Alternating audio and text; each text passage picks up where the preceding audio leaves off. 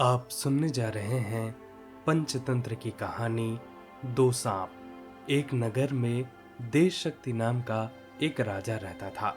उसके पुत्र के पेट में एक सांप चला गया था।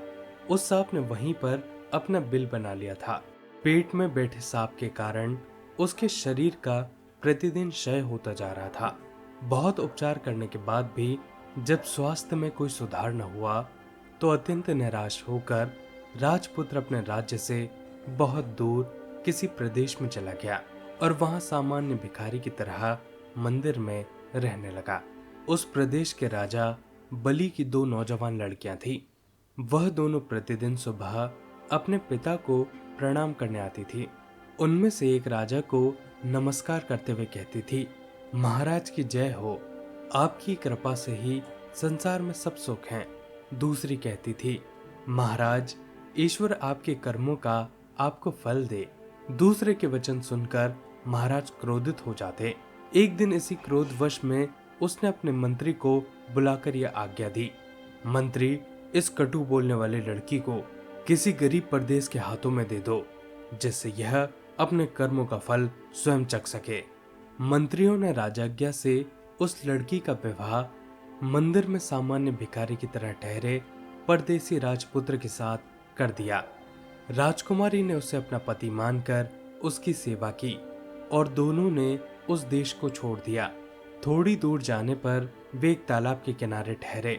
वहां राजपुत्र को छोड़कर उसकी पत्नी पास के ही गांव में घी, तेल, अन्न आदि का सौदा लेने गई। सौदा लेकर जब वह वापस आ ही रही थी तब उसने देखा कि उसका पति तालाब से कुछ दूरी पर एक सांप के बिल के पास सो रहा है।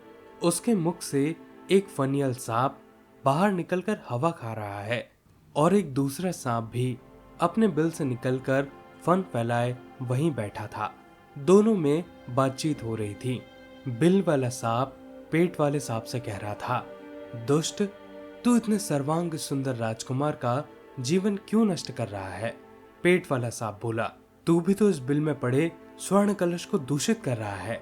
बिल वाला सांप बोला, तो तू क्या समझता है कि पेट से निकलवाने की दवा किसी को भी नहीं मालूम? कोई भी व्यक्ति राजकुमार को उकाली हुई कांजी की राई पिलाकर तुझे मार सकता है। पेट वाला सांप बोला, तुझे भी तो गर्म तेल में डालकर कोई भी मार सकता है। इस तरह दोनों ने ही एक दूसरे के भेद खोल दिए। राजकन्या ने दोनों की बातें सुन ली। उसने उनकी बताई विधियों से ही दोनों का नाश कर दिया। उसका पति भी निरोगी हो गया और बिल में से स्वर्ण भरा कलश पाकर उनकी गरीबी भी दूर हो गई और तब दोनों अपने देश चले गए। राजपुत्र के माता पिता ने दोनों का खूब स्वागत किया। दोस्तों, ये थी पूरी कहानी। आप सुन रहे थे पंचतंत्र की कहानी दो सांप।